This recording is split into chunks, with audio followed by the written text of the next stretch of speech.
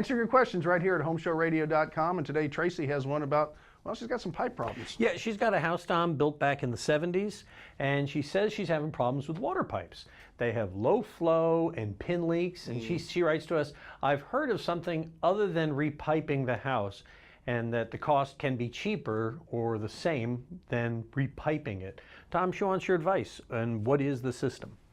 Well, it's known as Ace Duraflow. Some people call it E-pipe, but it works. Is it cheaper? I don't know if it's cheaper if you put pipe to pipe, but if you don't have to tear your house up, you don't have to do repair work, you don't have to do painting, you don't have to do all that stuff, then yeah, it's a lot easier, quicker, and it's going to be cheaper on you too. So you have to look at the aggregate of everything you're going to have to do. All the numbers have to add piece. up. That's right, because a plumber would come in and say, well, I can do it for a quarter of the price, but then when he's gone, he's not so good with the taping and Rudy will come in and say, well, I can do that for twice the price. I mean, because he's got to fix all the sheetrock. It's amazing. Put 30, 40 holes in your walls. That means repainting every room. You can't just paint that little spot. And that epoxy finish fixes problems that you might have coming down the road somewhere else, because they're going to do the whole house. They're going to do the whole house.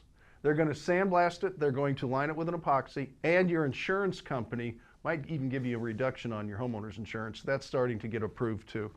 I like that. I like that. Who doesn't? But that's Texas Drain Technology here in the Houston area that does it.